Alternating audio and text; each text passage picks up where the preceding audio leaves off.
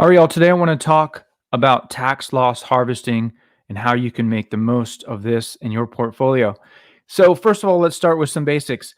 I've made some really good calls in the past few years here. A couple of those. One is I bought Cloudflare at a cost average of $34. I rode that all the way up to $91 and then sold half my position, still holding the other half. But that was a substantial gain that I made.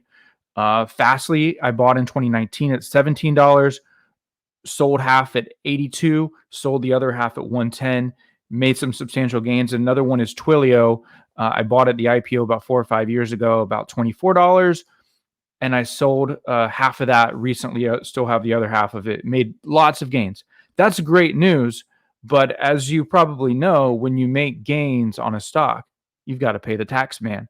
And so if you've owned that stock for less than a year, you've got to pay that at your standard income tax rate. So if you're paying 25 or 30%, you've got to pay 25 or 30% back to the tax man. If you've held that for more than a year, you get a little bit of less tax burden. You're paying at the capital gains rate, which maybe is 15 or 20%, but that still can be pretty substantial when you've made thousands or tens of thousands of dollars on that trade. So as always, we want to try to minimize how much we have to pay in taxes. And one great strategy for that is tax loss harvesting. One thing that I did in February early February, thankfully, I did trim back or sell some of my high flyers, which turned out to be a good move. And one of the things I did to attempt to cancel out some of those gains at that point where everything was really high was I looked at some of the laggards in my portfolio that I had held for a very long time. One of those was Bristol Myers, and it was down over time. And I'm like, you know what? I'm going to trim some of this fat that's weighing down on my gains. I'm going to take some of these losses, and I did that and canceled out some of my gains with those. So that's fairly straightforward.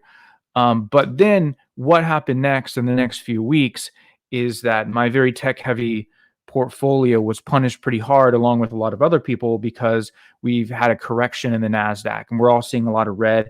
The Nasdaq overall is down about 10%, but some of our more high-flying stocks might be down 15, 20, 30%. And that's no fun. But the one thing that we don't want to do is we don't want to panic, obviously. We want to look at this downturn as an opportunity and say, what can we do that's a smart thing? So we have to decide, what do we want to buy, hold, or sell? So one thing we can do is we can look for opportunities and say, Apple is beaten up. I don't own Apple. I have cash on the side. I'm going to buy Apple.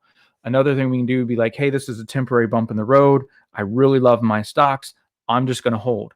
And the other thing you can do is you might want to rebalance. You might want to sell to raise some cash because you're going to think it's going to fall further, or you want to kind of reconfigure and get into some out of your speculative names into something different. But the other reason that you might want to sell is for tax loss harvesting purposes. So let's talk about what that would look like. So the UX tax code basically says this: if you sell something, just like if you sell something for a gain, if you sell something for a loss, you can write that down, either short-term or long-term, depending on how long you've held it. But what you cannot do is you can't sell it and then immediately buy it back. So if I'm down on my Square trade, I can't sell Square and then buy Square, because that's a wash. And so I would have to be out of Square for 30 days before I can buy it back and count that loss. And similarly, there's a rule that says substantially identical securities. So that means so Google has two classes of stock. There's a Google A and a Google B. Same with Berkshire, same with other things. I can't sell Google A and then buy a Google B. Like the taxman will say that's a substantially identical security. But what we can do is we can buy another very similar name. So when we're in a broad-based sell-off like we are right now, where a lot of the industries are similarly punished, maybe I bought Square and I really like Square, but I'm like, but PayPal's a great company too. So what I can do is I can say, hey, Square's down 60%.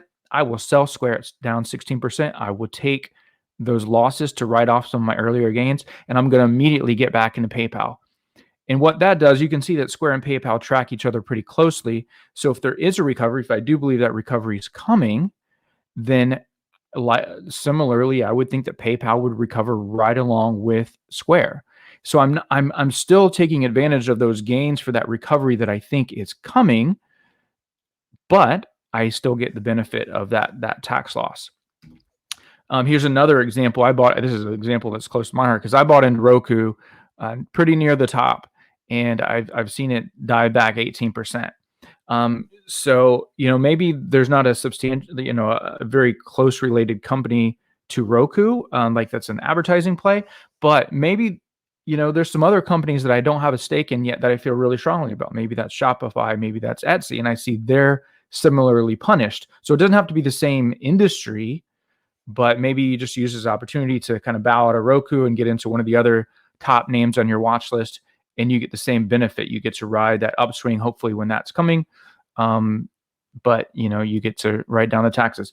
I will also add with ETFs, if you are in an ETF, even if the ETFs are very identical, let's say you have IVV, which is an S&P 500 ETF, and you're down on that, you can exit that IVV and then get into SPY, which is basically an identical ETF that holds the same stocks, but it's run by a different manager.